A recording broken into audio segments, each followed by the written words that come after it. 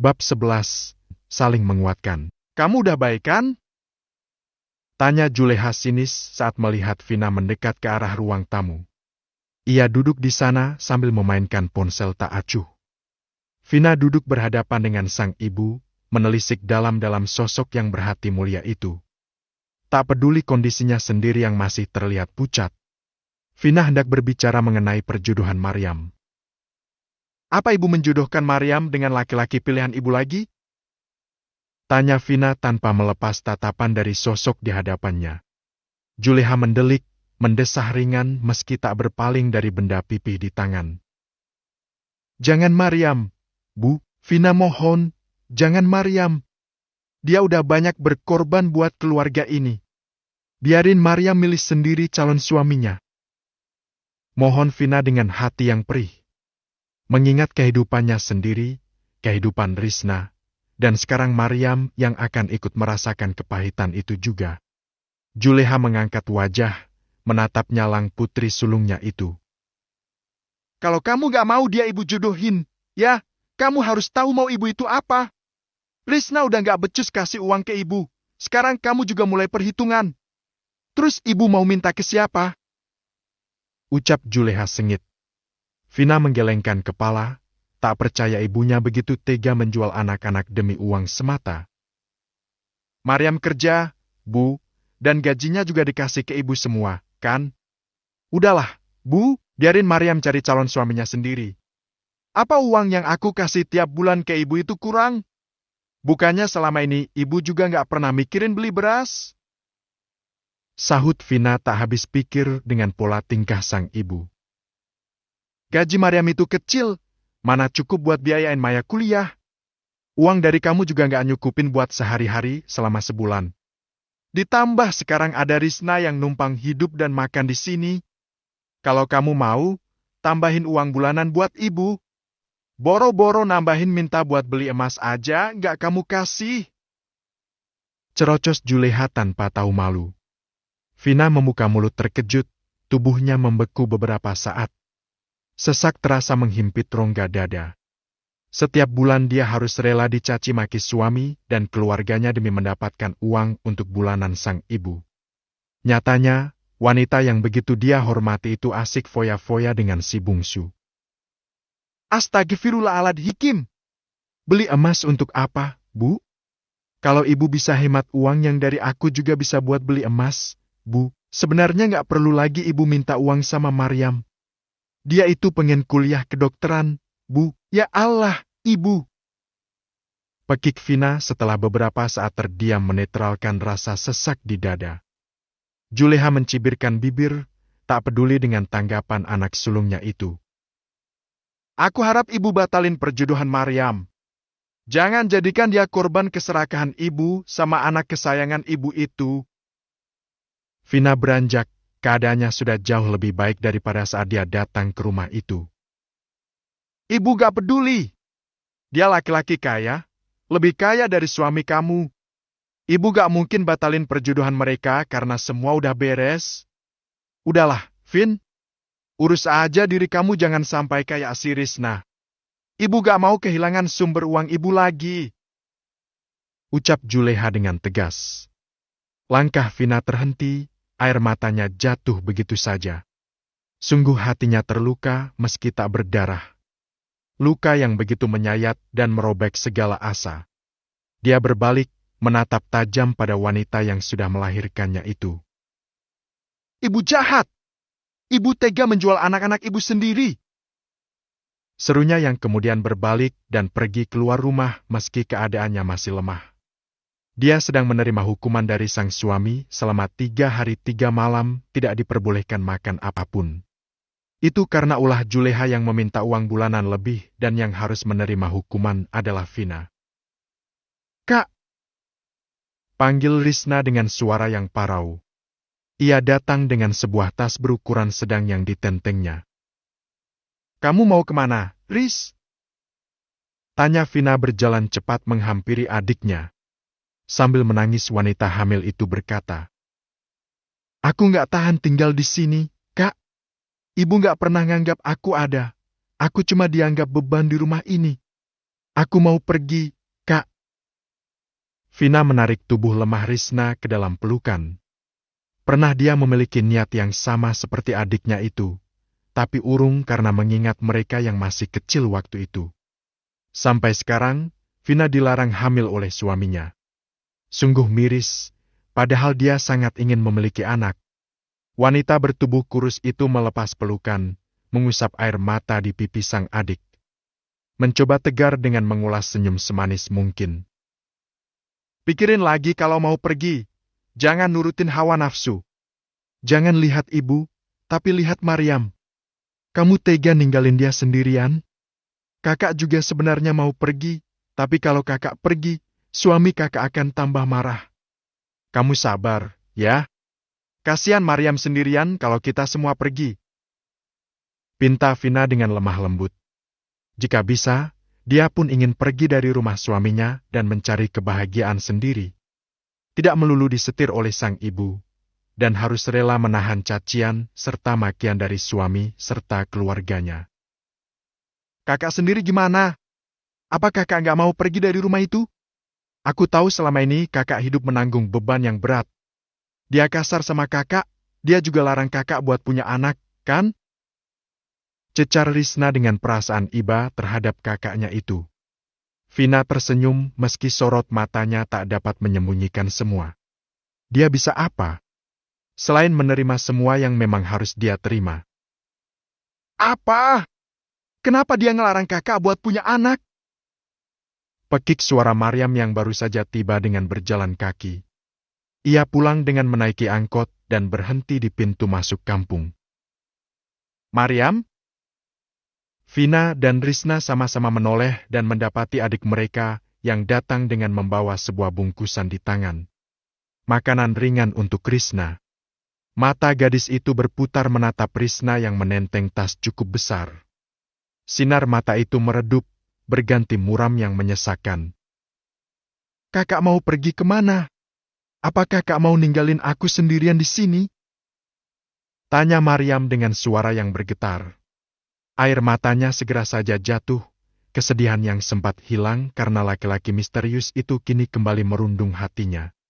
Risna gugup, melirik Vina yang serta-merta menganggukkan kepala memberinya ruang untuk menjelaskan. Niat ingin pergi, urung karena kehadiran Maryam. Benar, siapa yang akan menjadi tempatnya bercerita jika dia pergi? Risna mendekat, memeluk tubuh Maryam penuh sesal. Tak ada lagi di dunia ini yang begitu perhatian padanya dan mau menerima dia dengan tangan terbuka selain Maryam seorang. Dia menyesal, benar-benar menyesal. Maafin kakak, maaf. Kakak benar-benar minta maaf, kakak menyesal. Ucap Risna sambil menangis. Ia sadar mereka harus saling menguatkan satu sama lain, bukan pergi meninggalkan dan membiarkan saudara sendiri menanggung derita seorang diri. Selama ini jika mau, Maryam bisa pergi bebas meninggalkan rumah dan memilih hidupnya sendiri.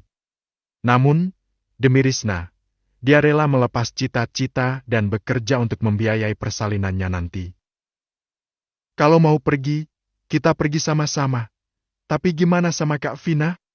Dia gak bisa pergi karena ada suaminya. Kita gak bisa ninggalin Kak Vina, Kak. Kita harus terus sama-sama menghadapi semuanya. Kalau kita sama-sama, insya Allah kita kuat, Kak. Ucap Maryam yang dibalas anggukan kepala mereka. Mereka bertiga saling berpelukan, saling memberi kekuatan pada hati masing-masing. Di jendela rumah, Juleha menatap ketiganya dengan tatapan yang sulit diartikan. Bab 12, Firasat Buruk. Kak, bibir kakak kenapa? Apa suami kakak? Selidik Maryam saat sadar ada luka di salah satu sudut bibir sang kakak. Vina meraba luka itu, kemudian tertawa sumbang. Ah, ini bukan apa-apa. Kemarin kakak ikut pesta sama suami kakak, tiba-tiba ada perempuan datang main nampar kakak aja. Rupanya dia salah paham, dia kira kakak godain suami dia. Ah, tapi udah nggak apa-apa, kok. Udah nggak perih juga. Jawab Vina menutupi keadaan dirinya dari Maryam. Antara ingin percaya dan menolak cerita sang kakak, Maryam hanya memilih diam sambil menelisik wajah tirus di hadapannya. Tubuh yang dulu berisi, kini hanya tinggal berupa tulang dibungkus kulit. Tidakkah kakaknya itu ingin berpisah dari suaminya saja? Kakak jangan terlalu capek, harus banyak istirahat. Banyak minum vitamin, kita duduk di sana dulu. Makan ini sama-sama. Ucap Maryam mengajak mereka ke sebuah gubuk kecil di pinggir jalan, tempat para warga berkumpul untuk sekedar membicarakan tetangga. Di dalam rumah, Juleha mengepalkan tinju. Entah mengapa dia tak senang setiap kali melihat Maryam pulang membawa makanan untuk Krishna. Padahal, uang gajinya setiap bulan diberikan semua. Tapi Maryam masih bisa membeli makanan hampir setiap malam. Dari mana si Maryam itu dapat uang buat beli makanan? Apa dia nggak kasih semua gajinya sama aku? Awas kamu, Yam! Kamu pikir kamu hidup di mana? Gerutu Juleha seraya masuk ke kamarnya sendiri. Ketiga kakak beradik itu menikmati makanan sambil bersenda gurau. Menceritakan banyak hal, melupakan semua beban yang sedang ditanggung. Entah esok atau lusa akan seperti apa. Yang pasti sekarang mereka hanya ingin tertawa bahagia mengenang masa-masa di mana ayah mereka masih membersamai tumbuh kembang anak-anaknya.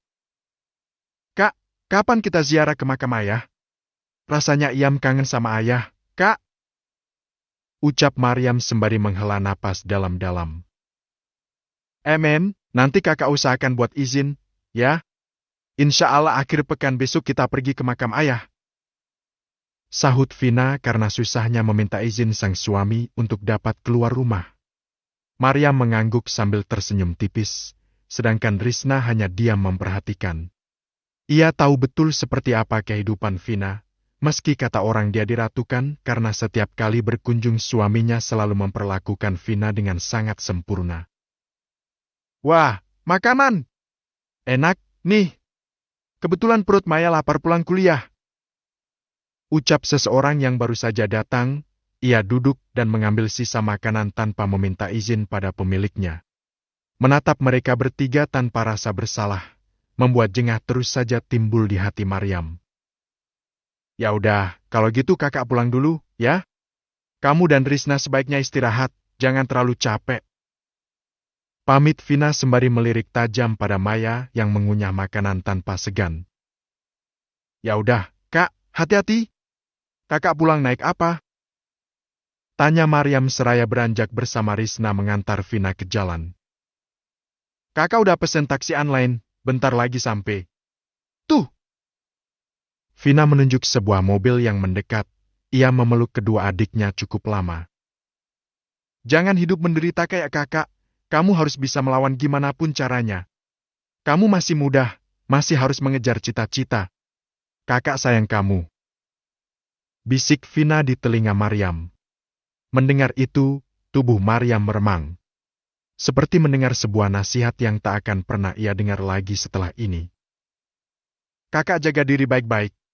Kalau udah nggak tahan hidup sama dia, pergi aja. Kita pergi sama-sama. Balas Maryam seraya melepas pelukan. Vina tersenyum sambil mengangguk, kemudian beralih pada Risna dan memeluk wanita hamil itu. Jangan terlalu stres. Ibu jangan kamu pikirin aja anak yang ada di kandungan kamu. Dia lebih butuh kamu daripada orang lain. Jangan pernah berpikir untuk pergi. Kalian berdua harus terus sama-sama dan saling menguatkan. Bisik Vina pada adik pertamanya, Risna. Entah mengapa mendengar itu Risna menitikkan air mata. Hatinya merasa sedih, ingin meraung sekeras mungkin. Apa yang akan terjadi? Kak, pergi aja dari sana. Kita ngumpul bareng di sini, jangan pulang lagi ke sana. Pinta Risna. Hati merasa cemas, sebuah firasat buruk datang tanpa diduga. Vina melepas pelukan, mengusap pipi Risna sambil tersenyum. Kalau udah waktunya nanti kakak pasti pergi dari rumah itu. Kalian tunggu aja, ya? Ucap Vina seraya menjauhkan diri dari keduanya. Maya yang duduk sambil menikmati makanan, mencibirkan bibir melihat mereka bertiga. Lebay, katanya. Vina menaiki mobil, melambaikan tangan pada keduanya. Maryam mendekati Risna, menggenggam tangannya. Ada rasa takut yang tiba-tiba muncul di hati, melepas kepergian Vina. Ia berlari mengejar mobil yang membawa kakaknya itu, memukul-mukul kaca jendela agar berhenti. Supir itu pun menghentikan laju mobil, membiarkan Vina berbicara dengan adiknya setelah kaca tersebut terbuka. "Kak, aku mohon jangan pulang. Kakak jangan pulang. Tetap di sini, Kak. Perasaan aku gak enak, Kak.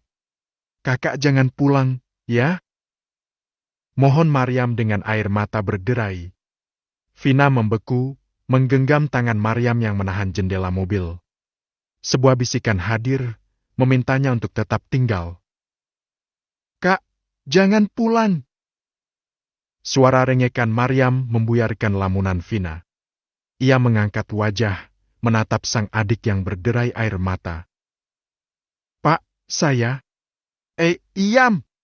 Apa-apaan sih kamu? Jangan ngomong macam-macam, ya, sama kakak kamu. Biarin Vina pulang. Minggir kamu!"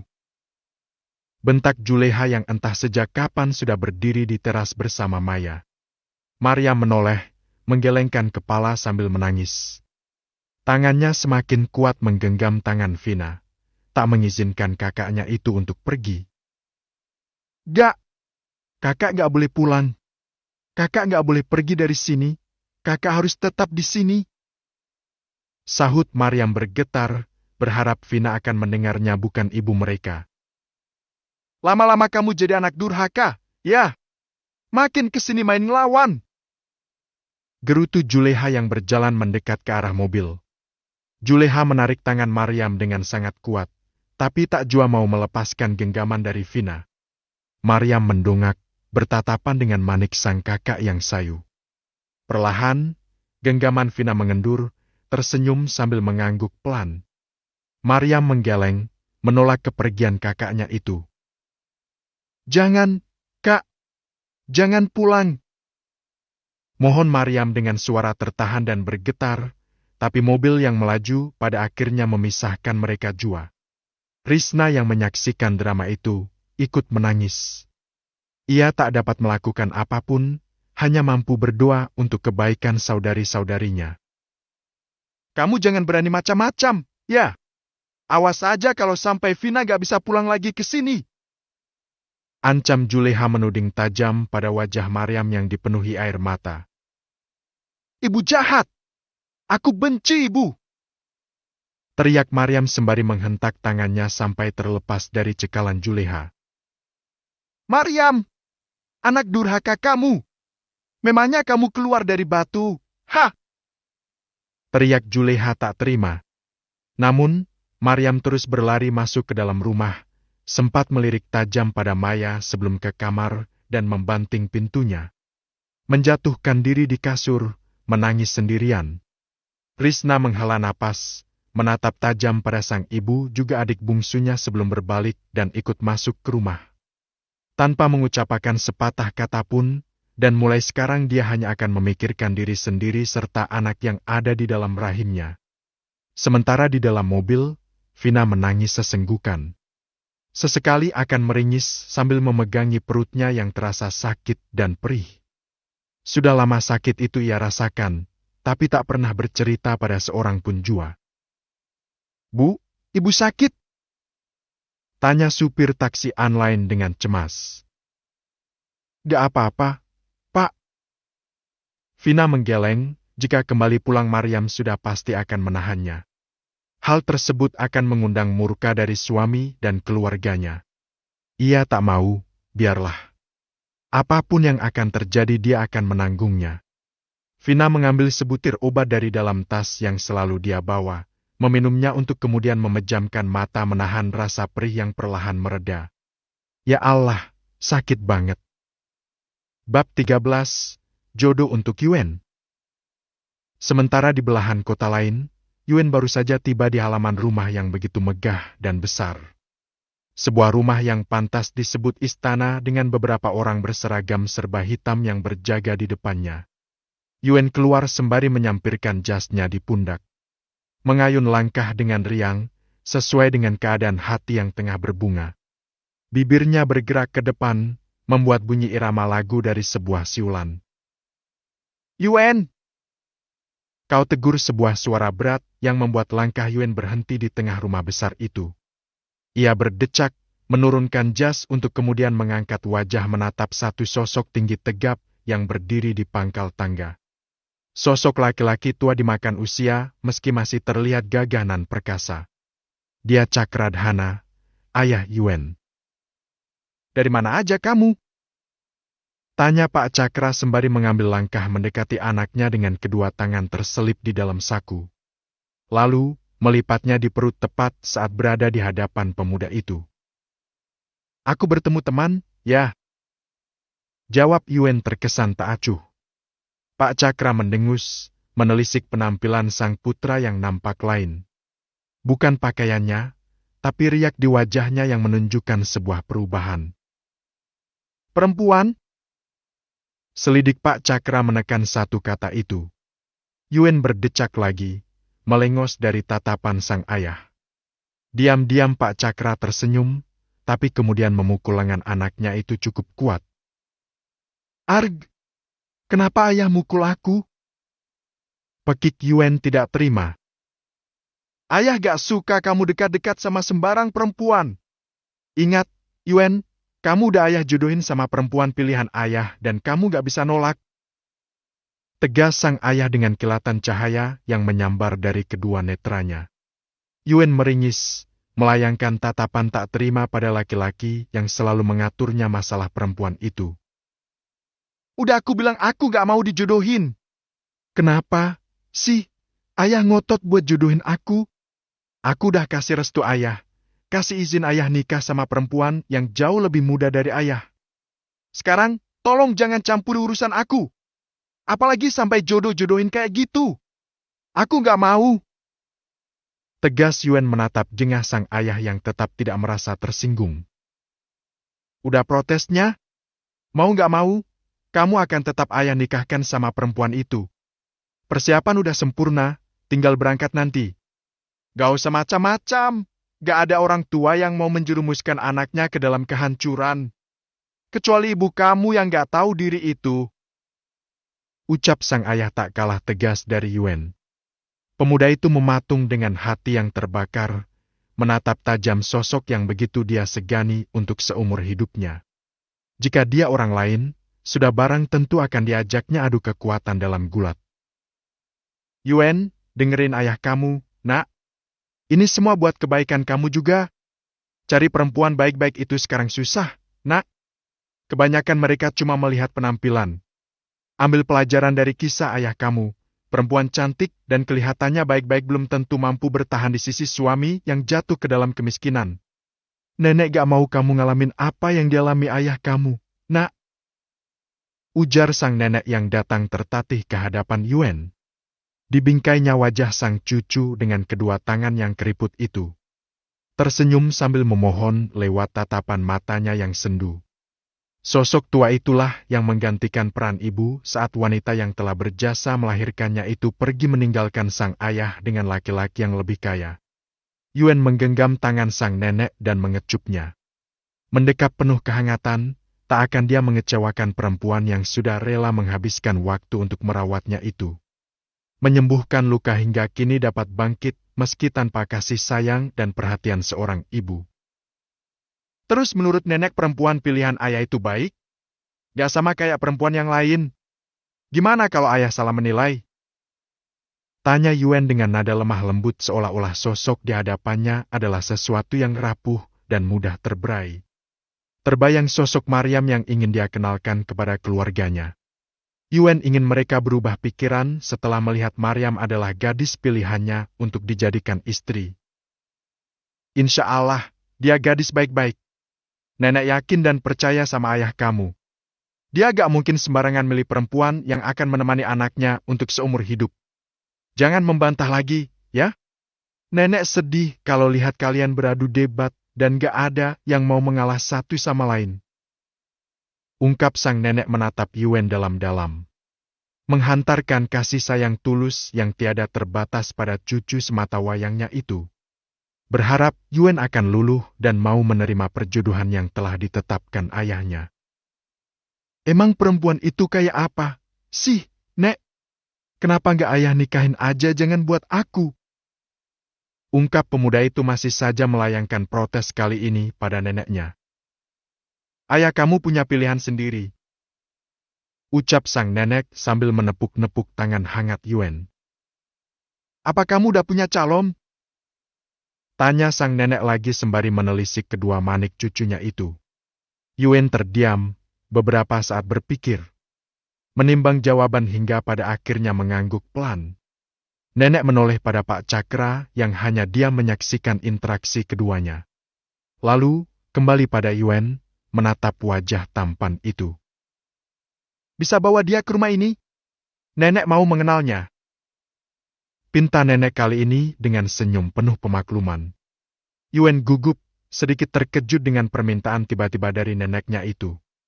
Pak Cakra menatap, melipat kedua tangan di perut. Ia yakin, anak lelakinya itu akan menerima tantangan sang nenek bagaimanapun caranya untuk bisa lepas dari perjuduhan. Men, itu, aku. Yuen memalingkan wajah dari selidik sang nenek. Bagaimana bisa dia mengangguk, sementara berbicara dengan Maryam saja belum berani. Maukah dia? Kenapa? Apa dia gak mau? Tanya nenek lagi dengan senyum yang semakin lebar. Ia tahu ada sesuatu di mata cucunya itu, tapi sesuatu yang lain juga menghalangi. Gimana? Ya? Nanti aku ngomong sama dia, soalnya belum lama ini kami dekat. Ucap Yuen tak tahu lagi harus berbicara apa. Ia melirik sang ayah yang secara sengaja mencibirnya. Yuen memutar bola mata malas, kemudian mengayun langkah mendekati sang ayah.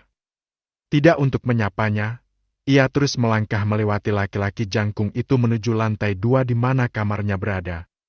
Membanting pintu cukup keras, mengundang gelak tawa dari keduanya.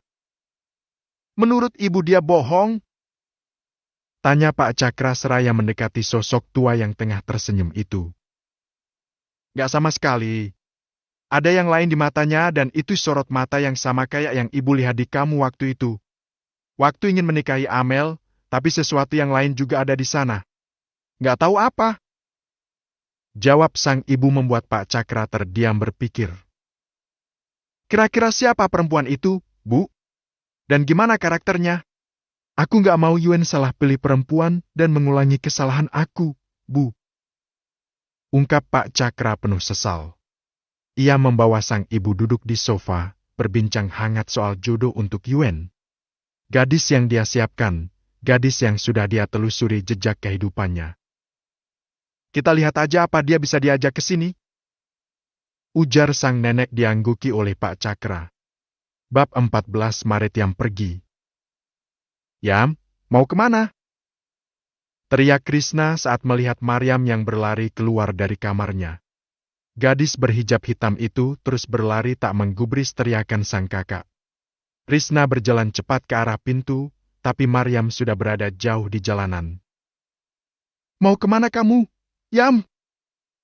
Ia bergumam sembari menatap cemas adiknya itu. Kenapa lagi si Maryam? Ketus Juleha seraya mendekati Krishna yang masih berdiri di ambang pintu. Ia tak menjawab dan terus menatap pada arah Maryam pergi. Jangan di pintu, Pamali! Juleha berkata ketus, berdiri di belakang Krishna. Wanita hamil itu menyingkir, membiarkan sang ibu melihat sendiri anak ketiganya yang berlari menuju jalan besar. Mau kemana dia? Baru juga datang, main pergi gak pakai izin lagi. Awas saja kalau dia kabur. Geram Juleha sembari merapatkan rahang menahan amarah. Dia khawatir anak ketiganya itu melarikan diri dari rumah menghindari perjuduhan. Krishna yang mendengar, justru mendukung dalam hati. Tak apa dia ditinggal, yang penting Maryam selamat dari bencana yang diciptakan ibunya. Jangan kembali, Yam.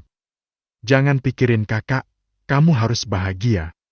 Krishna bergumam dalam hati, berharap Maryam tidak akan pernah kembali lagi ke rumah. Ia tersenyum, kemudian berbalik dan kembali ke dalam kamar. Esok atau lusa, jika Maryam tidak pulang ia pun akan meninggalkan rumah itu. Maya! Teriak Juleha memanggil anak bungsunya dengan panik. Iya, Bu, kenapa sih teriak-teriak? Aku gak budeg. Sahut Maya dengan malas. Ia datang dengan wajah ditekuk dan bibir yang mengerucut. Malas. Kamu kejar kakak kamu itu mau kemana? Cepetan. Titah Juleha serius. Aku, Bu, gak mau, biarin aja Kak Ia mau kemana, kek. Aku capek. Tolak Maya seraya berbalik hendak kembali ke kamar. Maya, kalau kamu gak mau, ibu gak akan kasih kamu uang lagi. Ancam Juleha yang sukses membuat Maya mematung. Ia mendengus, menghentakkan kaki di lantai sembari kembali mendekat. Kenapa ibu ngancam aku? Ketus Maya tidak terima. Juleha mendelik, menatap tajam anak bungsunya itu. Kalau Mariam sampai pergi, kamu gagal dapat uang dari Pak Cakra. Ingat, Maya, kamu udah dapat banyak hadiah dari dia. Sekarang, kejar dia jangan sampai kabur. Ucap Juleha memberi perintah pada Maya, tak mungkin dia menyuruh Risna yang sedang hamil besar. Untuk berjalan saja sudah kepayahan, apalagi mengejar Mariam yang berlari secepat kilat itu. Buruan! Juleha mendorong tubuh Maya keluar rumah. Dengan terpaksa gadis yang memakai jeans itu pun keluar rumah. Melangkah dengan malas menyusuri jalan mencari sosok Mariam. Beruntung, saat tiba di jalan raya dia masih sempat melihat kakaknya itu yang sedang menaiki angkutan umum. Buru-buru Maya pergi ke pangkalan ojek dan meminta salah satu dari mereka mengikuti angkot yang membawa Mariam. Jangan sampai ketinggalan, Bang! Teriak Maya saat ia nyaris kehilangan angkot itu. Tenang, Neng. Angkot, kan, suka berhenti nurunin penumpang. Jawab Kang Ojek santai. Maya mendengus, kemudian kembali tenang saat menemukan angkot itu. Entah kemana tujuan angkot tersebut, tapi Mariam tak kunjung turun darinya. Sebenarnya mau kemana Kak Iam? Ngerepotin aja. Gerutu Maya yang dapat didengar oleh tukang ojek di depannya. Apa, Neng? Mariam pergi? Kabur gitu maksudnya? Cerocos laki-laki berjaket hitam itu begitu terkejut. Diem aja, lah. Terus ikutin angkot itu, jangan sampai ketinggalan. Kalau gak, kita pasti kehilangan Kak Iam. Titah Maya ketus. Siap, Neng. Motor yang dinaiki Maya terus mengejar angkot berwarna merah itu. Hingga keluar daerah, angkot tersebut belum juga menurunkan Mariam. Namun, Maya tidak mau menyerah. Tadinya hanya menuruti perintah sang ibu, tapi kini dia penasaran kemana Mariam akan pergi. Mobil angkot berwarna merah itu berhenti di jalan, seberang sebuah rumah mewah. Sebuah rumah dengan pagar tinggi dan kokoh. Maya mengernyit, dia hafal betul rumah siapa itu. Rumah suami kakaknya, Vina. Mau ngapain dia berhenti di sini?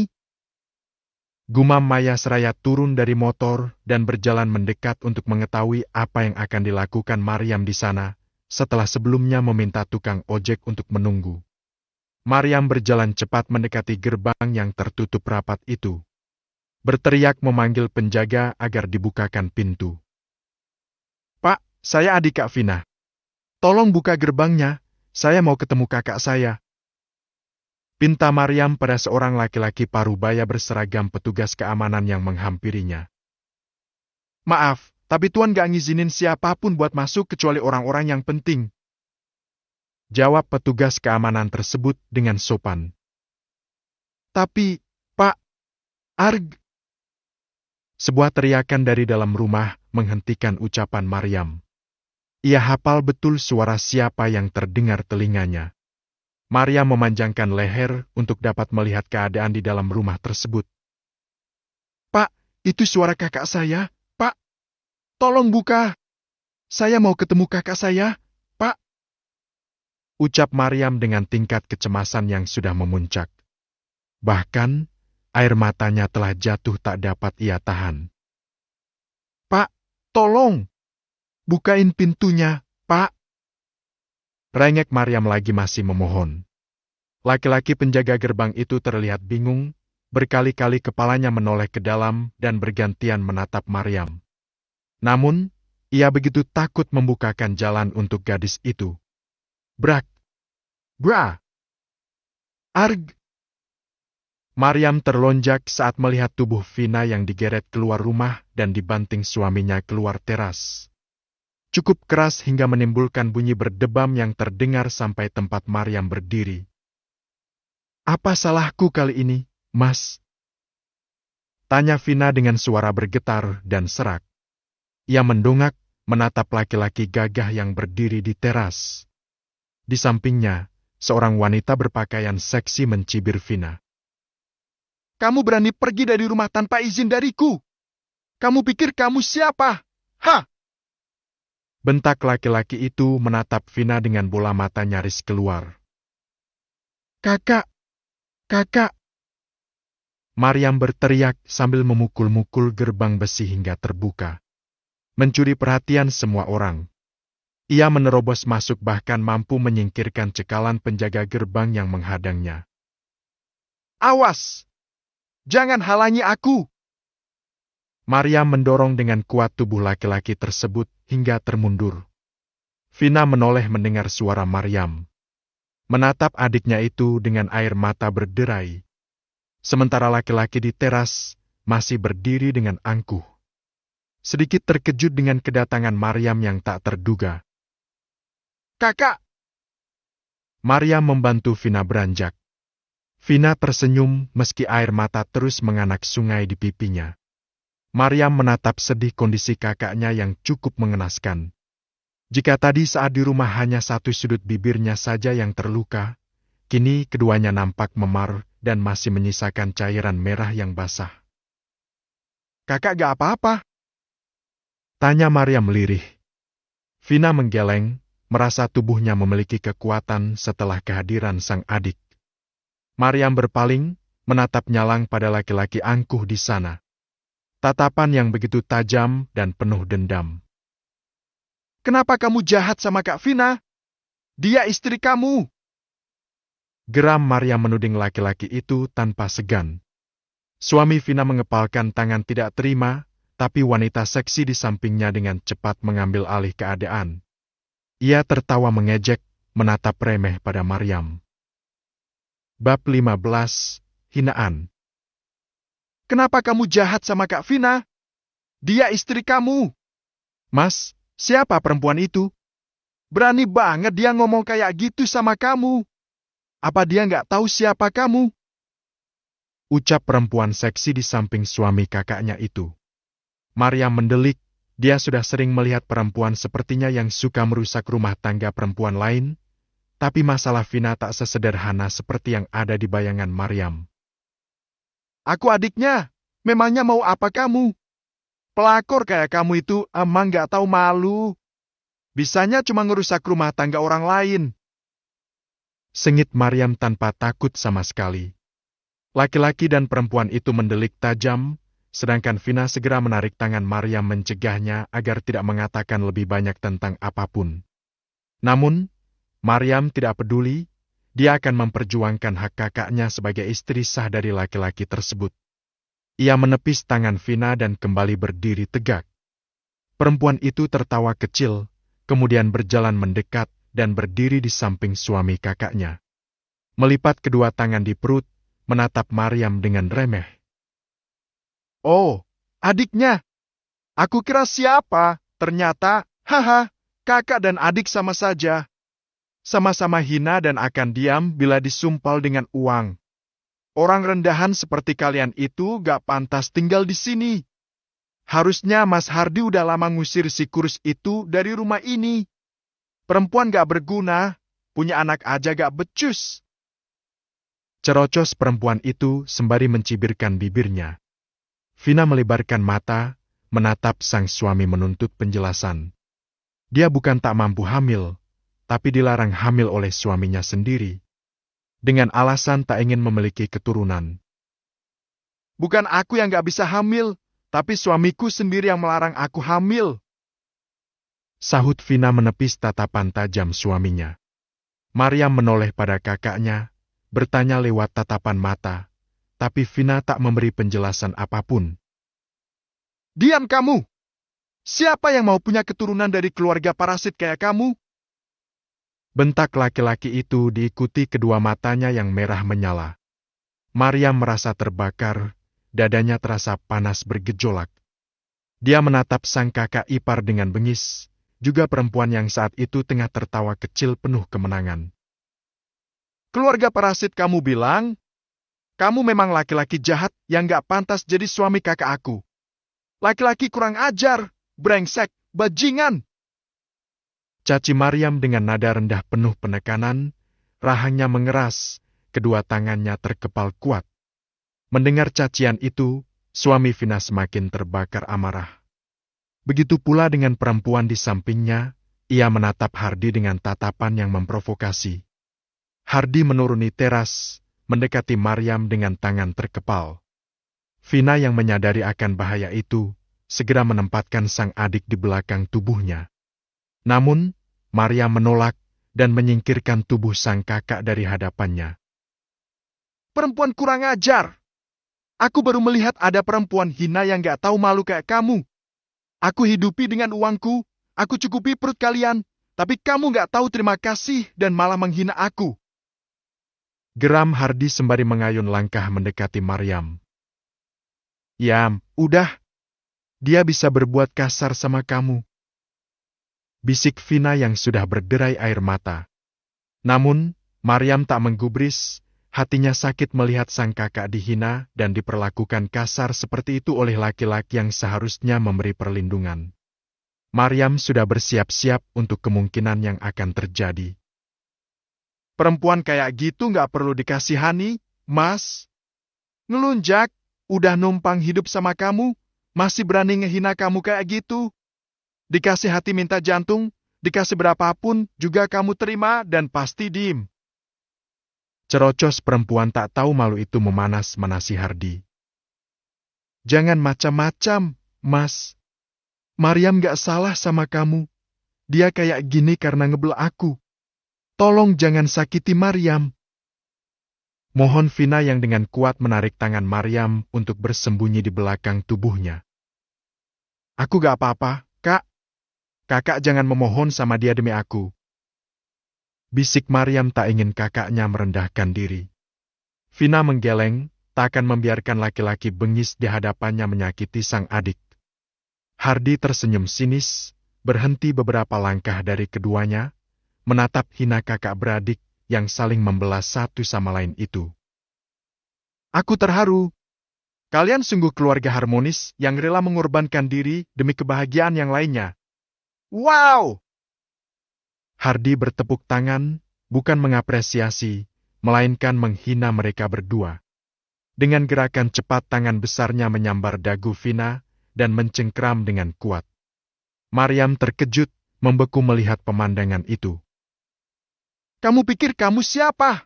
Hah? Aku buat hidup kamu enak, aku buat perut keluarga kamu kenyang. Kamu masih besar kepala, mengatur aku tanpa tahu malu. Kamu pikir aku cinta sama kamu? Hah?" Geram Hardi memperkuat cengkeramannya di dagu Vina. Perempuan bertubuh kurus itu meringis, memegangi tangan besar Hardi berharap akan segera dilepaskan. "Lepas! Kamu nyakitin kakak aku! Ingat, dia masih istri kamu!" Maryam memukul-mukul tangan Hardi, tapi percuma. Kepala laki-laki itu menoleh, menargetkan Maryam sebagai korbannya. Vina menggeleng, air matanya berjatuhan tak tertahan. Jangan sakiti adikku. Kalau kamu mau marah sama aku aja, jangan Maryam." Lirih Vina terbata menahan nyeri di dagu serta di perut yang kembali menyerang. "Diam! Arg!" Vina merintih ketika tangan itu semakin menekan dagunya. Hardi benar-benar ingin membunuh Vina. "Aku muak sama kamu. Aku muak lihat muka kamu yang jelek ini. Mulai detik ini, kamu bukan istriku lagi. Pergi dari rumahku. Jangan bawa apapun juga seperti waktu kamu datang ke sini." Usir Hardi sembari menghempaskan tubuh Vina hingga terjerembab di tanah. Pandangan laki-laki itu benar-benar nyalang, seolah-olah ingin mencabik-cabik Vina dan Maryam saat itu juga. Gadis berkerudung hitam itu segera menangkap tubuh sang kakak, membantunya untuk duduk. Ia mendongak, menatap tajam mantan kakak iparnya. Kamu memang brengsek! Semoga seumur hidup kamu gak akan bahagia. Petir menyambar, menggetarkan hati mereka semua. Termasuk Hardi yang sesaat mematung, tapi kemudian tertawa terbahak-bahak. Orang rendahan seperti kamu beraninya menyumpahi aku. Aku punya uang, aku punya segalanya. Gak mungkin aku gak bahagia. Yang ada kalian yang akan semakin miskin dan hina. Beruntung aku gak punya anak dari rahim orang miskin kayak kamu ini. Cercah Hardi bertolak pinggang angkuh. Maryam bangkit, mendekati sosok angkuh di hadapannya. Aku gak nyangka akan melihat Firaun versi modern di sini, tapi rasanya Firaun lebih baik dari kamu. Dia gak pernah menyakiti istrinya, dia menyayangi Siti Asyah, sedangkan kamu menyiksa istri sendiri dan lalai akan tanggung jawab. Maryam menatap berani kedua manik merah di hadapannya. Hardi diam, menelisik wajah Maryam dengan teliti.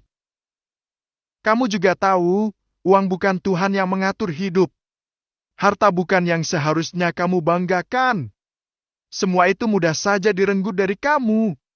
Tuhan sangat mudah mengambil semuanya dari kamu dan membanting kamu ke dasar lembah paling hina. Lanjutnya semakin memantik api di dalam diri Hardi. Laki-laki itu mengepalkan tangan, menahan gejolak amarah. Kamu tahu apa yang terjadi pada Firaun dan Karun? Sangat mudah bagi Allah menempatkan orang-orang sombong kayak kamu di tempat paling hina di muka bumi ini. Maryam tersenyum mencibir. Kurang ajar! Plak. Bab 16, Kedatangan Pak Cakra. Kamu mau kemana, Cakra? Tanya wanita tua yang melihat Pak Cakra sudah mengenakan pakaian rapi hendak pergi. Ada urusan sebentar, Bu. Jawabnya sambil membenarkan dasi. Ke rumah Hardi? Suruh dia pulang ke sini. Bilang sama dia jengukin neneknya. Ucap wanita tua itu sambil cemberut.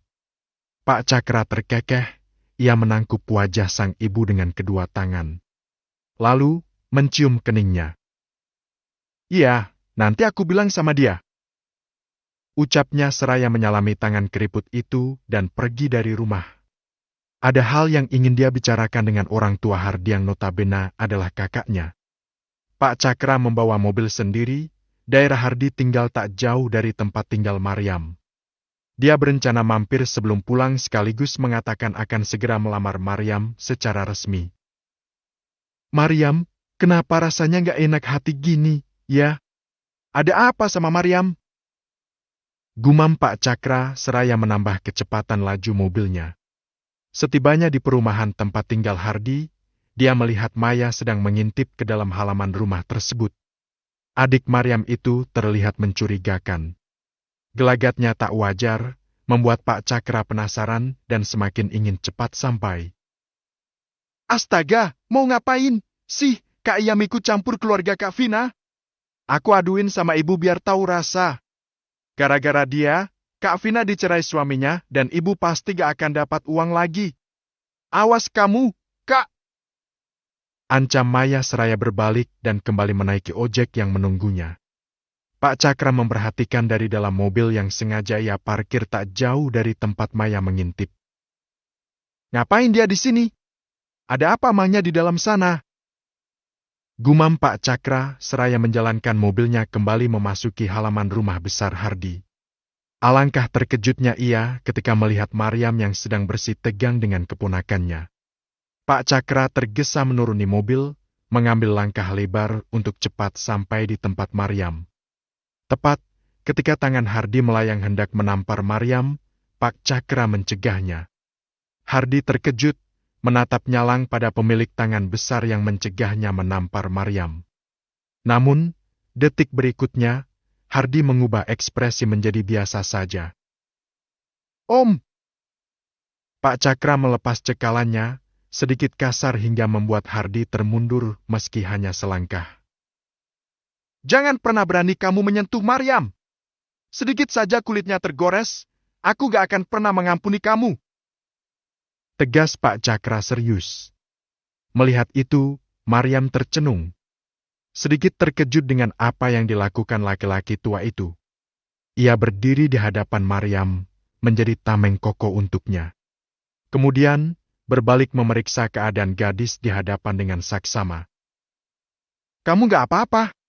Ada yang luka? Tanya Pak Cakra dengan kedua tangan terkepal karena tak mampu menyentuh Maryam. Sorot matanya yang terlihat cemas juga panik, membuat hati Maryam terenyuh. Aku gak apa-apa, Pak. Jawab Maryam tertunduk. Ngapain om belain dia? Dia itu cuma gadis miskin yang mau hidup enak, tapi gak mau kerja. Aku cuma mau kasih pelajaran aja sama mereka. Ucap Hardi sembari memegangi pergelangan tangannya yang tadi dicengkeram Pak Cakra.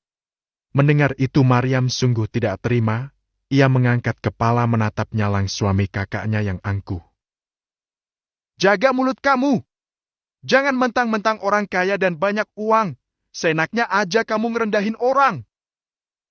Sengit Maryam berapi-api. Pak Cakra memperhatikan riak wajah gadis itu, ia tersenyum tipis. Maryam memang tidak seperti kebanyakan wanita yang rela melakukan apa saja hanya demi uang. Halah, miskin aja belagu. Kamu mau berapa? Nih, aku kasih. Abis itu kamu pergi, dan jangan lagi datang ke rumah ini untuk mengemis. Caci Hardi sembari melemparkan beberapa lembar uang pecahan 100.000 ke udara. Maryam meradang, hatinya panas bergejolak. Kedua tangannya terkepal, merapatkan rahang menahan emosi. Tak hanya dia, Vina ikut terhina. Pun dengan Pak Cakra yang merasa geram dengan tingkah laku keponakannya. Ia mencegah Maryam meledak, memintanya untuk tetap tenang. Kemudian, berbalik menghadap laki-laki angkuh yang tersenyum sinis setelah melempar uang ke udara. Tanpa berkata-kata, Pak Cakra mendekat. Berdiri di hadapan Hardi sambil tersenyum. Tak mengira kedatangannya bukan untuk membela, melainkan untuk memberi pelajaran. Biug! Sebuah bogem mentah mendarat di pipi kiri Hardi, cukup kuat hingga merobek sudut bibirnya.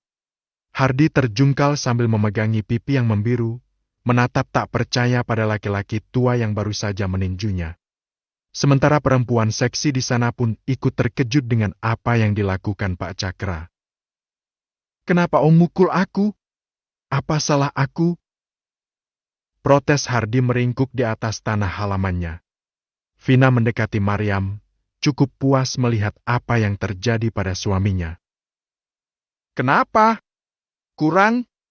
Sini, bangun kamu. Aku tambahin, biar dua-duanya imbang. Ucap Pak Cakra menarik kerah ke meja Hardi dan membuatnya berdiri. Gak, om. Ampun, jangan pukul lagi. Ucap Hardi memohon. Aku gak mau tahu apa masalah kamu sama Maryam, tapi kalau kamu berani nyentuh dia apalagi sampai nyakitin dia, aku gak akan segan buat ngehajar kamu. Pak Cakra menghempaskan tubuh Hardi dengan kasar hingga nyaris terjerembab kembali di lantai, tapi wanita itu segera menangkapnya. Kenapa om belain dia? Hardi masih saja protes tidak terima. Kamu gak perlu tahu alasannya, yang pasti ingat kata-kataku tadi. Sahut Pak Cakra yang kembali berbalik mendekati Maryam dan Vina. Aduh. Vina merintih sembari memegangi perut, sebelah tangannya mencengkeram kuat lengan Maryam membuat gadis itu ikut tersentak. Kakak kenapa? Maryam panik, membantu kakaknya berdiri. Detak jantungnya sudah tak beraturan, khawatir terjadi sesuatu pada kakaknya itu. Perut kakak sakit, Yam. Sakit banget. Jawab Vina lirih dan bergetar. Ya Allah, kakak. Maryam menjerit ketika Vina jatuh tak sadarkan diri. Kakak, bangun, Kak, Kakak. Maryam semakin histeris sambil bersimbah air mata. Pak Cakra dengan cepat datang menghampiri, memeriksa keadaan Vina. Kakak kamu sakit, sebaiknya kita bawa ke rumah sakit. Ucap Pak Cakra seraya membopong Vina. Ia menoleh pada Hardi, melayangkan tatapan mengancam padanya. Kalau perempuan ini sakit karena kamu, aku gak akan tinggal diam, Hardi. Dia istrimu, tapi kamu tega berlaku kasar sama dia? Ancam Pak Cakra yang kemudian membawa Vina masuk ke dalam mobilnya diikuti Maryam. Sial! Kenapa Om Cakra bisa datang ke sini? Mampus aku! Umpat Hardi panik. Memangnya siapa dia? Kenapa kamu kelihatan takut begitu? Tanya wanita yang bersama Hardi. Diam kamu! Bentak laki-laki itu seraya masuk ke dalam rumah. Pak, tapi aku nggak punya uang, Pak. Lirih Maryam sambil memeluk Vina yang belum sadarkan diri. Kamu nggak usah mikirin soal uang, yang penting sekarang bawa kakak kamu dulu ke rumah sakit. Biar saya yang nanggung biayanya. Jawab Pak Cakra melirik Maryam lewat spion tengah.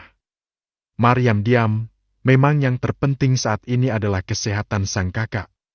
Ya Allah, semoga Kak Vina gak kenapa-kenapa.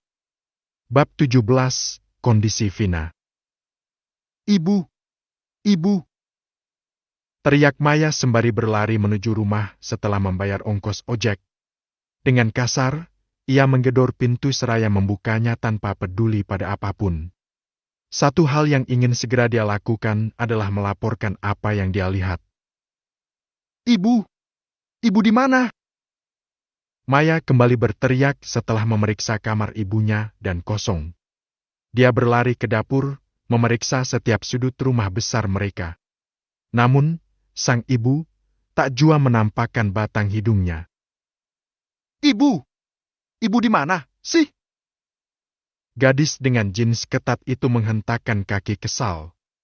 Ia menggerutu dengan bibir yang dimajukan. Ada apa, Maya? Kenapa kamu teriak-teriak kayak gitu? Tanya Juleha yang keluar dari kamar mandi sambil membenarkan cipu di kepalanya. Maya menghampiri Juleha, mengajak wanita itu untuk duduk di sofa ruang tamu. Wajahnya serius, berita yang akan dia sampaikan pastinya mengundang murka Juleha untuk Maryam. Mana Maryam? Kenapa kamu pulang sendiri? Selidik Juleha sembari melirik keluar rumah mencari sosok anak ketiganya. Ibu dengerin aku dulu. Tadi itu Kak Iyam pergi ke rumah Kak Vina. Ibu tahu dia ngapain di sana? Ucap Maya mulai memprovokasi Juleha, mengadu domba antara ibu dan kakaknya. Mau ngapain dia ke sana? Apa dia bikin masalah di rumah Vina? Tebak Juleha dengan kedua mata membesar. Dia hafal betul seperti apa anak ketiganya itu. Bener banget tebakan ibu. Kak Iyam bukan lagi bikin masalah, tapi bikin rusuh di rumah Kak Vina. Dia berantem sama suaminya Kak Vina, dan ibu tahu apa lagi yang terjadi. Maya menggantung kalimat sengaja membuat Juleha penasaran. Wanita bertubuh gempal itu merubah posisi duduk, berhadapan dengan anaknya. Apa? Kamu jangan bikin penasaran ibu, ya? Tegas Juleha tak sabar. Hatinya was-was menanti kabar apa yang akan dikatakan anak bungsunya itu. Ibu jangan berharap kabar baik karena gak ada kabar baik sama sekali. Maya menghela napas, memalingkan pandangan sejenak mengingat perkara yang ditimbulkan Maryam di rumah Vina. Deg! Jantung Juleha berdentam kencang, menerka-nerka dalam hati kabar buruk seperti apa yang akan disampaikan Maya. Kek Hardi habis-habisan ngina kita, Bu. Masa dia bilang ibu mata duitan? Kita semua numpang hidup sama dia. Enak aja, terus gara-gara Kak Iyam juga Kak Vina dicerai sama suaminya. Gimana kita mau dapat uang, Bu? Rengek Maya gelisah. Apa? Juleha melebarkan mata, rasa panas segera saja menjalar ke dalam hatinya. Membuat darahnya bergolak hingga memuncak. Berani banget dia ngelakuin itu. Awas aja kalau sampai Vina beneran cerai sama suaminya. Ibu gak akan maafin Maryam. Geram Juleha sembari mengepalkan tangan kesal dengan kabar yang diterima dari Maya. Maya merasa puas melihat ekspresi wajah ibunya. Sudah barang tentu, ketika Maryam tiba di rumah dia akan dimarahi habis-habisan oleh ibunya. Atau bisa-bisa dihukum. Di mana dia sekarang? Masih berani pulang ke rumah gak dia? Ucap Juleha menghentak napas kesal yang membuat rongga dadanya menyempit. Diam-diam, Risna mendengar. Ia tersenyum samar memuji tindakan Maryam yang telah membuat kacau lingkungan rumah Hardi. Dia masih di sana? Aku juga nggak tahu lagi ngapain. Tadi aku langsung pulang pas Kak Hardi ngucapin cerai. Jawab Maya tak acuh. Juleha tercenung, memikirkan hukuman apa yang pantas Maryam dapatkan karena sudah mengacaukan rumah tangga Vina yang selama ini menjadi investor besar untuk gaya kehidupannya. Jika Vina dan Hardi selesai, maka satu pintu uang akan tertutup. Lalu, hanya Maryam yang dapat diandalkan saat menikah dengan Pak Cakra nanti. Sementara di rumah sakit, Maryam berjalan mondar-mandir di depan IGD ditemani Pak Cakra yang duduk memperhatikan dirinya. Bukan cemas karena Vina sedang ditangani, tapi cemas karena melihat kecemasan itu sendiri ada di depan mata. Duduk, Yam. Kakak kamu gak akan kenapa-napa. Ucap Pak Cakra sambil tersenyum melihat raut cemas di wajah gadis itu. Aku gak bisa, Pak. Tadi Kak Vina kesakitan banget. Kira-kira sakit apa, ya? Tanya Vina pada diri sendiri sembari mengintip ke dalam ruangan dari celah pintu. Pak Cakra tersenyum, tidak memaksa Maryam karena tahu keadaan hati gadis itu. Insya Allah kakak kamu akan baik-baik saja, mereka semua dokter ahli. Sisanya tugas kamu mendoakan. Ucap Pak Cakra membuat tubuh Maryam mematung di depan pintu IGD. Benar, di saat putus asa dan tak ada lagi harapan, selalu ada Allah yang akan memberi pertolongan. Maryam berjalan melewati kursi di mana laki-laki tua itu duduk. Ia menunduk, terus melangkah ke depan. Mau kemana, Yam? Tanya Pak Cakra bingung. Aku mau ke musola, Pak. Mau menenangkan diri. Jawab Maryam tanpa menoleh dan kembali melangkah. Yam, di sini pun kamu bisa berdoa. Gimana kalau dokter keluar dan nanyain kerabatnya? Tanya Pak Cakra mencegah kepergian Maryam. Gadis itu kembali berhenti, ragu untuk pergi. Di satu sisi dia ingin menemani sang kakak, tapi di sisi lain dia ingin pergi menghadap Tuhannya. Mengadukan semua masalah yang terjadi, dan meminta kesembuhan untuk kakaknya. Beberapa saat tercenung, pintu IGD terbuka. Maryam segera berbalik dan berlari menghampiri dokter dan bertanya tentang keadaan sang kakak. Setelah kami periksa, kakak Anda mengalami usus buntu akut. Kemungkinan penyakit ini sudah lama muncul dan terlambat ditangani. Kami akan melakukan operasi secepatnya dan tolong ditandatangani surat persetujuannya. Ucap dokter membuat tubuh Maryam lunglai. Beruntung, kedua kakinya masih dapat menopang meski gemetar. Apa kakak saya bisa tertolong, dokter? Dia bisa sembuh, ikan?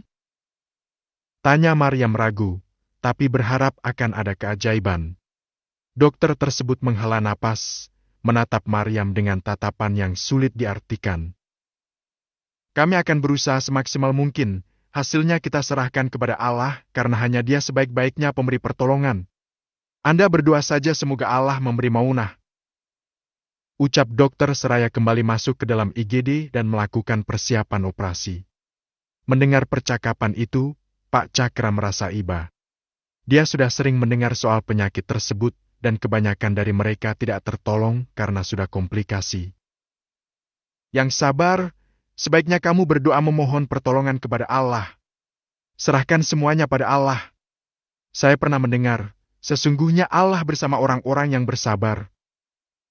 Ujar Pak Cakra bijaksana. Maryam mengusap air matanya yang jatuh tanpa terasa. Ia berbalik dan tersenyum pada laki-laki tua yang sudah menolongnya itu. Aku titip kakak, Tolong jangan ditinggal. Aku akan berterima kasih kepada Bapak atas pertolongan ini. Ucap Maryam yang kemudian berjalan pergi meninggalkan IGD, sementara Pak Cakra mengikuti dokter menuju ruang operasi. Maryam mengambil wudhu dan masuk ke musola. Menunaikan sholat sunnah 2 rakaat memohon pertolongan pada sang pemilik kehidupan. Ia menengadah, merintih sambil berurai air mata. Tolong selamatkan kakakku, ya Allah. Bab 18, Kepergian Vina. Maryam berjalan gontai di lorong rumah sakit yang terasa panjang dan hampa. Keadaan begitu sunyi, sesunyi hatinya yang tak pernah menemukan kebahagiaan. Namun begitu, ia bersyukur terlahir ke dunia ini. Di kejauhan ia melihat dokter keluar dari ruang operasi dan berbicara dengan Pak Cakra. Tak ingin tertinggal kabar kakaknya, Maryam berjalan cepat menghampiri. Dokter, gimana kakak saya? Dok, dia selamat kan? Kakak saya selamat, kan, Dok? Cecar Maryam sembari menggoyangkan tubuh dokter tersebut dengan cukup kuat. Air matanya sudah jatuh berurai, hatinya menjerit, batinnya memohon pada langit agar hanya kabar gembira yang akan dia dengar. Maafkan saya, kakak kamu. Apa? Dok? Kakak saya selamat? Saya yakin dia pasti selamat. Ya, kakak pasti selamat.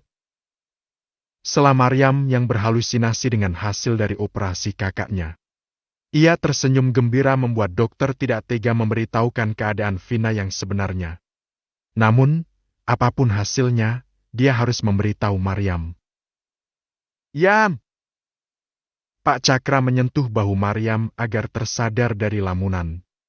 Semua itu hanyalah angannya, sebuah khayalan yang tak akan pernah menjadi nyata. Ada apa, Pak? Kakak saya sudah selamat, saya mau ke dalam. Biar saya yang tungguin kakak di dalam. Ucap Maryam sambil mengusap air matanya penuh percaya diri.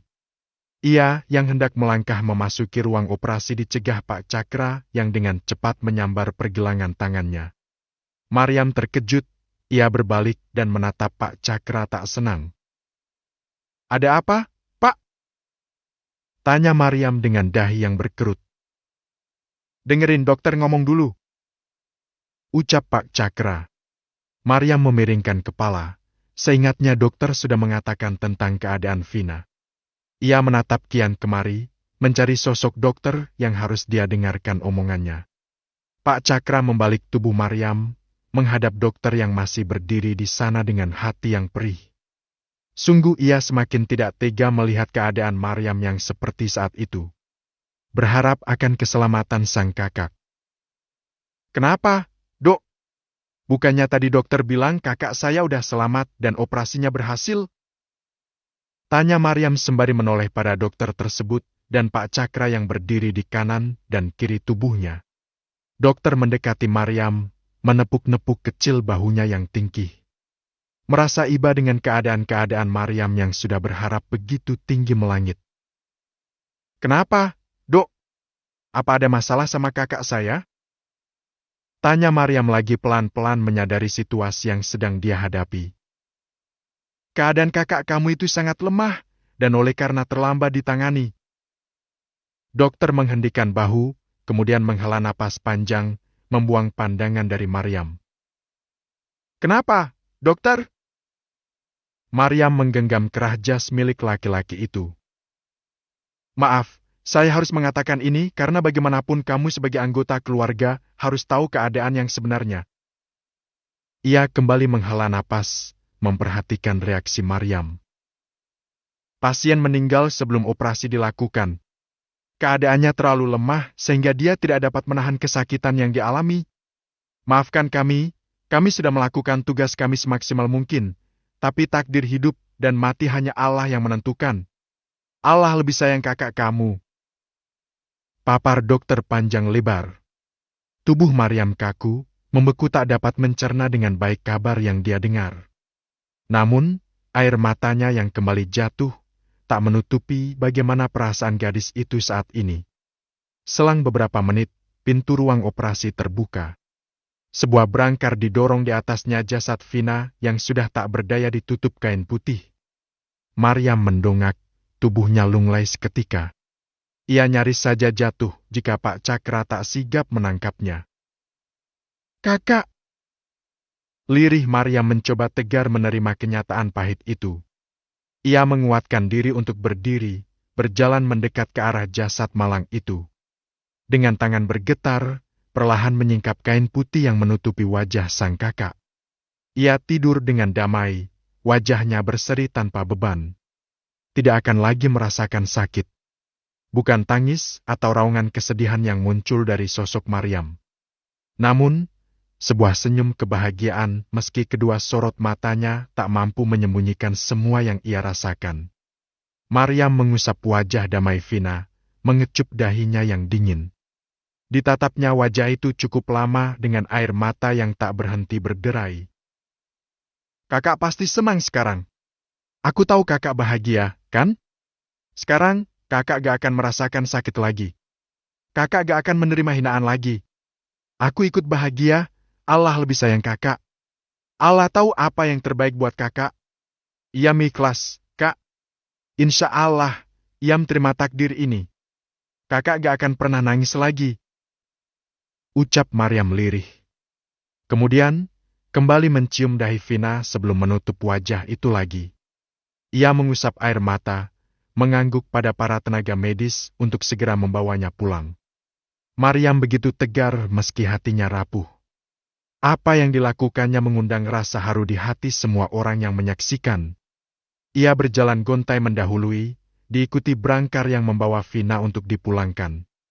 Semua biaya ditanggung Pak Cakra karena merasa bertanggung jawab atas apa yang menimpa pada Maryam. "Yam!" Pak Cakra memanggil, langkah gadis itu berhenti tepat di dekat mobil ambulans yang akan membawa Vina. Ia berbalik dan tersenyum pada laki-laki tua yang baik hati itu.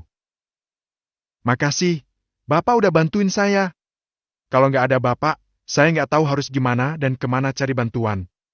Bapak orang baik, pasti kebaikan akan selalu turut menyertai Bapak," ucap Maryam yang kembali berbalik hendak menaiki ambulans. Namun, tangan Pak Cakra dengan cepat mencegah dan menariknya masuk ke dalam mobil. Tanpa menolak, Maryam duduk dengan tenang di sisi kemudi. Bibirnya tetap tersenyum, tapi kedua matanya hampa menatap ke depan. Tak ada lagi harapan, dia benar-benar pasrah pada takdir yang akan dia jalani. Sesekali Pak Cakra akan melirik pada gadis yang mematung di sampingnya. Dia memang gadis yang kuat, tegar, dan penyayang. Pak Cakra semakin tak ingin kehilangan Maryam dan ingin mempercepat pernikahan. "Kamu nggak apa-apa, kan?" tanya Pak Cakra memberanikan diri untuk bertanya. Maryam menoleh dan menggelengkan kepala pelan. "Gak ada yang bisa mengembalikan kehidupan manusia meski meraung sekeras apapun.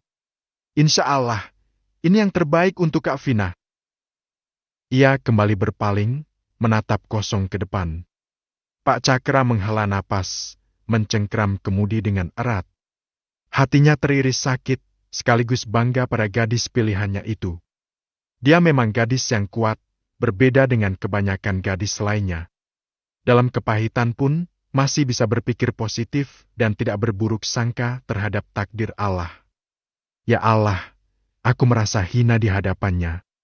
Aku yang bergelimang harta ini, benar-benar merasa malu berhadapan dengan Maryam. Dia benar-benar gadis yang baik. Apa aku egois kalau mempertahankan dia? Aku hanya takut dia akan mengalami nasib yang sama jika dinikahkan dengan laki-laki lain. Mobil berhenti, tanpa babi Bu Maryam keluar dan berjalan gontai menuju rumah. Di teras ia disambut oleh dua orang berwajah sangar.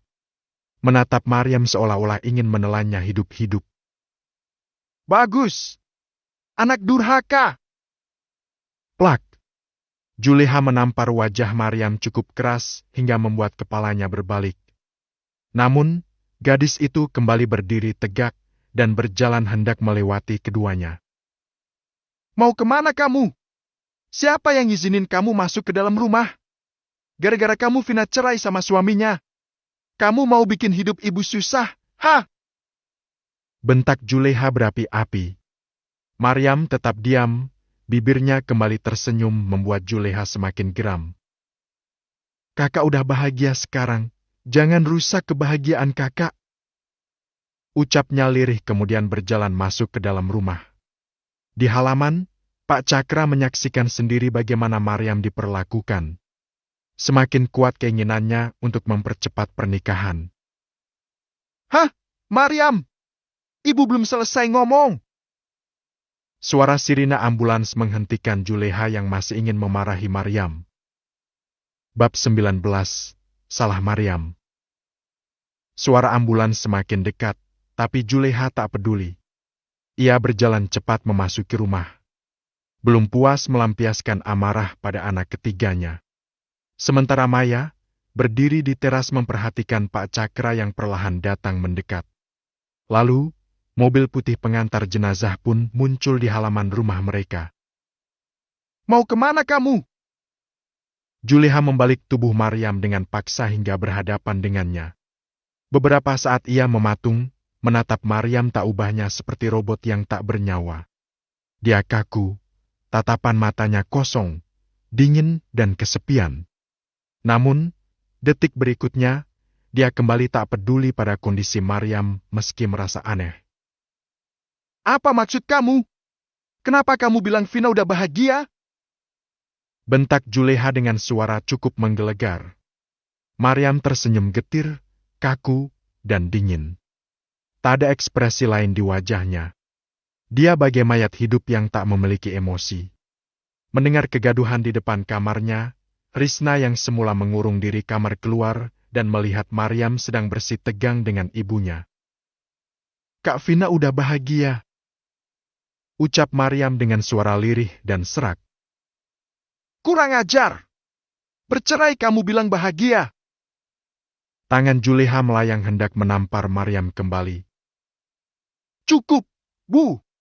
Jangan pukul Maryam lagi! Sergah Risna sembari mendekat, memeriksa tubuh adiknya lebih dekat. Ia mengusap pipi Maryam, membersihkan genangan air di sana.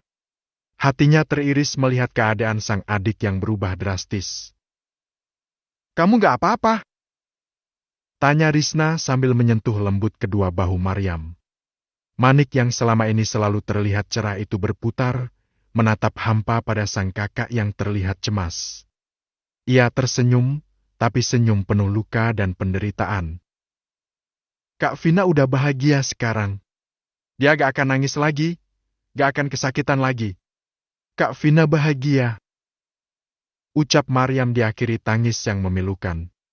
Ia terseduh sedan setelah mengatakan itu dan melabuhkan diri dalam pelukan Risna. Wanita hamil itu tercenung, mencerna ucapan sang adik. Beberapa saat dia mematung, memeluk Maryam dan menenangkannya hingga ia sadar maksud dari perkataannya saat mengingat ambulans yang baru saja memasuki halaman rumah mereka. Jangan-jangan. Risna bergumam, menebak meski ragu. Ia menjauhkan tubuh Maryam, menatap sang adik dengan serius. Jangan bilang Kak Vina. Ia tak sanggup melanjutkan ucapan, kesedihan terus saja merundung hati. Menolak, inginnya begitu. Maryam mengangguk, air matanya terus menganak sungai tak dapat ia tahan. Sementara Juleha dia menahan geram sambil melihat keduanya. Tak sadar bahwa sekelompok tenaga medis tengah membawa seseorang masuk ke dalam rumah. Letakkan di sini aja. Ucap sebuah suara laki-laki yang tak lain adalah Pak Cakra. Ia mengambil tindakan karena tak ada keluarga yang menyambut kedatangan jenazah Vina. Maryam membeku ketika melihat rombongan tersebut secara perlahan menurunkan kakaknya. Sesuai arahan Pak Cakra mereka menempatkan Vina di ruang tamu rumah. Risna segera berbalik, begitu pula dengan Juleha. Tak bisa dipungkiri, wanita hamil itu begitu terpukul dengan kenyataan yang harus dia terima. Seluruh sendi dalam tubuhnya melemas, otot-ototnya tak mampu digerakkan. Langkah kaki terasa berat, detak jantung tak mau berhenti. Kakak, apa itu benar Kak Vina? Lirihnya bertanya. Maryam mendekat, menggenggam tangan Risna dengan kuat. Jangan sedih, Kak. Coba Kakak lihat, wajah Kak Vina berseri. Dia bahagia, Kak. Gak akan ada lagi tangisan, gak akan ada lagi kesakitan yang harus Kak Vina tanggung. Ayo, Kak. Jangan nangis, nanti Kak Vina sedih. Tutur Maryam seraya membawa Risna mendekati sosok tubuh yang kini terbaring di ruang tamu rumah mereka. Juleha masih mematung di tempatnya berdiri, rasa tak percaya menyelubungi hati. Tak mau menerima takdir yang sudah di depan mata. Terus saja memikirkan nasib hidupnya, dari mana akan mendapat uang jika Vina pergi. Kakak! Risna meraba wajah damai Vina setelah membuka kain penutup. Hatinya merasa lega meski kesedihan tak dapat ia tepis. Seperti yang dikatakan Maryam, Vina tak lagi merasakan sakit. Dia tak akan pernah lagi menangis, tak akan lagi menerima kekerasan yang dilakukan suaminya juga pemerasan yang dilakukan ibu mereka. Kamu benar, Yam. Kak Vina udah bahagia. Kita gak akan lihat Kak Vina yang menyedihkan lagi. Semoga Allah memberikan tempat terbaik untuk kakak. Kami sayang kakak, dan insya Allah ikhlas dengan semua ini. Allah lebih sayang kakak, dan lebih tahu apa yang terbaik buat kakak. Ucap Risna seraya mengecup dahi Vina dengan lembut. Melihat sikap dari dua saudara yang begitu rela menerima takdir pahit, Pak Cakra terenyuh sekaligus terharu. Dia tahu mereka berdua begitu sedih, tapi tidak berlebihan dalam melampiaskan rasa sedih mereka. Risna kembali menutup wajah Vina, beranjak mengambil air wudhu bersama Maryam. Lalu, duduk di samping jenazah Vina dengan sebuah mushaf di tangan. Ayat demi ayat mereka lantunkan, tak peduli pada Juleha dan Maya yang menatap mereka bingung. Gak mungkin Vina mati. Kalian ini bohong sama ibu. Vina pasti masih hidup. Dia cuma pura-pura. Ibu tahu dia cuma pura-pura, kan? Kalian semua mau jadi anak durhaka? Hah? Bentak Juleha seraya beranjak dari tempatnya berdiri mendekati mereka yang tengah mengaji. Ibu, kalau Kak beneran mati dari mana kita dapat uang? Rengek Maya tak tahu malu. Maryam dan Risna membeliak, menghentikan lantunan ayat suci Al-Quran sejenak, begitu terkejut dengan kata-kata Maya. Tak percaya jika yang ada di dalam pikiran mereka hanya uang dan uang saja. Enggak. Mereka cuma pura-pura. Ibu akan bangunin Vina. Lihat aja. Kamu ambil air di ember. Dia pasti bangun. Cepetan. Tita Juleha dengan garang. Maryam geram, lekas berdiri menatap Juleha nyalang. Tak akan ia biarkan wanita itu melakukan apa yang ada di dalam otaknya. Cukup, Bu. Kak Vina udah tenang sekarang. Jangan ibu siksa lagi. Apa ibu gak lihat? Coba buka mata ibu lebar-lebar, dan lihat baik-baik. Anak sulung ibu ini udah pergi dengan damai. Apa ibu masih tega nyakitin Kak Vina yang udah kayak gini? Sadar, Bu, ya Allah. Maryam menangis, terduduk lemah di samping Risna. Maya yang hendak mengambil air, urung setelah mendengar suara Maryam. Kembali berbalik, menatap lekat-lekat wajah kakak pertamanya itu. Barulah ia sadar bahwa Vina memang sudah pergi. Bu, kayaknya Kak Vina emang udah mati. Bisiknya pada Juleha. Mata wanita dengan ciput di kepalanya itu turun menatap jasad Vina yang terbujur kaku di depan mata. Ia melotot, beberapa saat tak dapat bernapas dengan benar. Sebelum akhirnya menatap Maryam dengan murka. Juleha mendekati gadis itu, menyalahkannya atas kepergian Vina. Semua gara-gara Maryam, sesuai yang dilaporkan Maya kepadanya. Ini semua gara-gara kamu. Vina mati gara-gara kamu. Kamu gak suka lihat ibu senang, kan? Kamu gak suka lihat Vina kasih ibu uang. Ibu gak nyangka kamu begitu jahat, Maryam. Ucap Juleha dengan air mata berderai. Ada rasa sedih saat ia harus menerima kepergian Vina. Mendengar itu, Maryam tersenyum.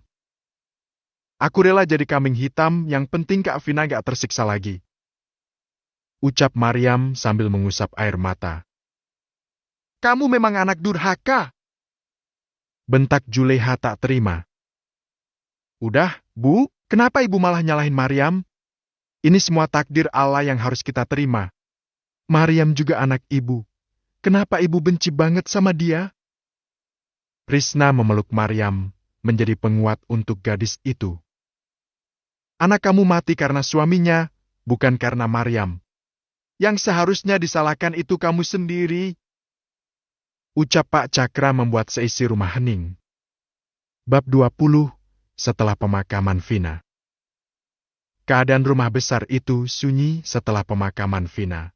Juleha dan Maya duduk di ruang tamu menyambut setiap tetangga yang datang bertakziah. Sementara Maryam dan Risna lebih memilih duduk di dapur menenangkan diri. Bu, bukannya ada Kak Iyam yang mau nikah sama Pak Cakra? Kita gak akan kehilangan sumber uang. Bisik Maya saat melihat Pak Cakra yang tengah berbincang dengan ketua RT setempat. Kamu bener, ibu mau minta dia cepet-cepet nikahin Maryam supaya nggak kehabisan uang? Sahut Juleha antusias. Ia berpura-pura menangis saat tamu datang membawa uang takziah dan akan bersikap biasa saja setelah kepergian mereka. Tahu nggak, ibu-ibu? Dengar-dengar Vina mati karena disiksa suaminya, loh. Ucap salah satu tetangga yang melintas di samping rumah mereka. Juleha dan Maya buru-buru memasang telinga ingin mendengar apa saja yang diketahui para tetangganya itu. Masa sih? Iya, Bu, dulu si Vina itu, kan, dipaksa nikah sama ibunya. Gosip semakin panas. Juleha dan Maya geram mendengar itu. Iya? Loh, Bu, kasihan banget pokoknya. Cuma jadi sapi perah Mak Leha. Emang, sih, lakinya itu banyak uang, tapi buat apa kalau tersiksa begitu? Saya, mah, ogah. Juleha hendak berdiri melabrak mereka, tapi dicegah Maya yang masih ingin mendengarkan. Terus dengar-dengar sekarang Maryam yang mau dijodohin sama laki-laki kaya. Ucap salah satu dari mereka. Jantung Juleha terasa panas mendengar gosip tersebar. Iya, udah tua. Pantesnya, sih, jadi bapaknya. Kok ada? Ya, ibu yang tega begitu. Jual anak-anaknya ke orang kaya demi uang. Seloro yang lain semakin membakar jantung Juleha. Padahal Maryam anak yang baik, kasihan jadi korban keserakahan ibunya. Harus rela nikah sama laki-laki tua. Gak tahu apa masih punya istri atau gak. Lebih kasihan lagi kalau dia jadi istri kedua. Juleha tak tahan, dia menghela napas panjang bersiap untuk melabrak mereka semua. Tega banget sih. Si Maya juga belagu itu. Dia yang suka ngomporin maknya biar gak suka sama anak-anak yang lain. Giliran Maya yang dibuat panas oleh mereka. Dia, kan, anak kesayangan Mak Leha. Beda bapak sama kakak-kakaknya. Masa baru lepas masa ida aja udah nikah sama mantannya itu? Sekarang ditinggalin cuma nitip si Maya doang. Mereka tertawa kecil membuat Juleha dan Maya geram. Bu? Maya merengek. Kurang ajar! Umpat Juleha. Makanya dia ngejual anak-anak yang lain demi nyukupin gengsi si Maya itu. Udah, nanti orangnya denger berabe. Mereka menyudahi gosip dan hendak meninggalkan jalan tersebut. Sudah cukup bergosip dengan Juleha dan anak-anaknya. Hah? Kalian itu kurang kerjaan apa? Ya, seenaknya aja ngomongin orang. Tahu apa kalian soal aku? Hah? Bentak Juleha yang muncul di jendela samping rumahnya. Kasakusuk terdengar dari sekelompok ibu-ibu itu. Mereka saling menyenggol, saling mencolek, saling menyalahkan. Melihat mata merah Juleha juga kulit wajahnya yang sudah menghitam. Enggak, Mak. Kami cuma numpang lewat aja, kok. Kilah salah satu dari mereka sambil tersenyum malu dan takut. Kalian pikir saya budeg? Walaupun saya udah tua, kuping saya masih bisa dengar kalian. Ya, sembarangan kalau ngomong. Saya nggak suka kalian ngomongin saya di belakang kayak gitu. kayak bener aja hidup kalian. Dulu, ngemis-ngemis datang ke rumah saya minta pinjaman uang. Sekarang kalian ngomongin saya di belakang. Cerocos Juleha dengan suaranya yang melengking tinggi. Maya di sampingnya mencibirkan bibir, mengejek sekelompok tetangga yang memiliki mulut seperti ember bocor itu. Kok Mak Leha marah kayak gitu? Ya, kalau gak merasa biasa aja, dong. Jangan ngegas kayak gitu. Timpal salah satu dari mereka semakin membuat Juleha meradang. Ibu-ibu itu kalau punya mulut dijaga, ya. Jangan seenaknya aja kalau ngomong. Sembur Maya geram juga melihat kelakuan tetangganya itu. Kamu juga, Maya. Bisa-bisanya kamu manfaatin kakak-kakak kamu itu, ya. Lihat sekarang, Vina udah jadi korban, Risna juga nggak tahu suaminya kemana, terus Maria mau kalian korbanin lagi. Belum puas kamu, hah? Ibu-ibu itu ikut meradang. Iya, padahal Mariam dan kakak-kakaknya anak-anak yang baik. Gak kayak kamu, gak jelas kemana bapak kamu sekarang. Lagian Mak Leha laki-laki gak jelas dikawin aja cuma modal cinta. Rupanya ngabisin harta peninggalan bapak Mariam. Cerocos yang lain tak mau kalah.